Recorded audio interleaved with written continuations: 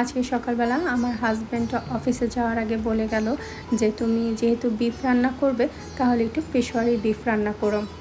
তা আমি বলেছিলাম যে ঠিক আছে। সংসারে কাজ করতে করতে আমি দেখলাম যে অনেক বেলা হয়ে গেছে, আর পেশোয়ারি বিফ রান্না করা মানে 2 থেকে 3 ঘন্টা সময় নিয়ে রান্না করতে হবে, অতটা সময়ও নেই। তাই ভাবলাম আজকে তাহলে মেজবানি মাংস রান্না করে ফেলি। অনেক দিন না আমি মশলাটা বানিয়ে রেখেছি জানো, মানে রান্নাই আর করতে পারছিলাম না, মানে করা হচ্ছিল না। তাই ভাবলাম আজকেই এই সুযোগ আছে, তাহলে একটু মেজবানি মাংস রান্না করে ফেলি। মাংসের মধ্যে দিয়েছি পেঁয়াজ কুচি, আদা, রসুন, জিরে, ধনিয়ার গুঁড়া আর মেজবানি মাংসের মশলাটা যেটা আমি অনেক আগেই করে রেখেছিলাম সেটা দিয়ে আর সরিষার তেল দিয়ে খুব ভালোভাবে মাখিয়ে চুলায় বসিয়ে দিলাম।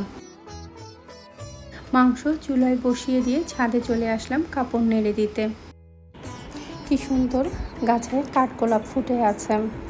আর আমার এই ভিডিওটা 2 দিন আগের।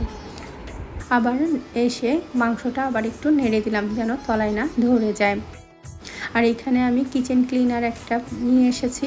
এটা অনেক রিভিউ দেখলাম যে খুব ভালো পরিষ্কার হয়, তাই ভাবলাম বেসিনটাও একটু পরিষ্কার করে নিই। প্রতিদিনই পরিষ্কার করা হয় কিন্তু সেভাবে ক্লিন হয় না, তবে দেখলাম যে সত্যি খুব সুন্দর এই বেসিনটা ক্লিন হয়ে গেছে।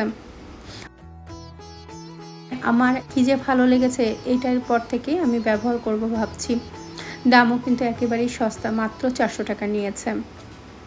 আমি এই পাশে আলু নিয়েছি, আর আমার বড় ছেলেও কিন্তু সাথে সাথে চলে এসেছে, আম্মু মাংসে কিন্তু আলু দিও। প্রথম ভেবেছিলাম যে মেজবানি মাংস রান্না করছি কোনো আলু দেব না, কিন্তু আমার বড় ছেলের আবদারে এবং আমিও ভাবছিলাম যে আলু দেব, চিন্তা করতে করতে কয়েকটা আলু নিয়েও এসেছি। আর এর মধ্যে দেখি আমার বড় ছেলেও চলে এসেছে, তা আলুটা কেটে কুটে দিয়ে দিলাম। আর এর মধ্যে গোটা গরম মশলা আর পেঁয়াজ বেরেস্তা দিয়ে দিলাম। পেঁয়াজ বেরেস্তা প্রথমেই দিতে হয়, কিন্তু আমি আর সেটা দিতে ভুলে গিয়েছিলাম। মেজবানি মশলাটা যেভাবে আমি তৈরি করেছি তোমাদের সাথে একটু শেয়ার করি। সেটা হচ্ছে যে হাটহাজারি মরিচ, মৌরি, পোস্তদানা, সাদা সরিষা, চীনা বাদাম, সাদা গোলমরিচ এবং কালো গোলমরিচ আর রাঁধুনি, এইসব একসাথে নিয়ে গুঁড়ো করে নিয়েছি। খেতে সত্যিই অনেক মজা হয়েছে। এমনি কোরবানির মাংস, তার উপরে আবার মেজবানি মাংস রান্না করেছি। যদিও আমি অথেন্টিক রান্না করিনি, তারপরও কিন্তু খারাপ হয়নি।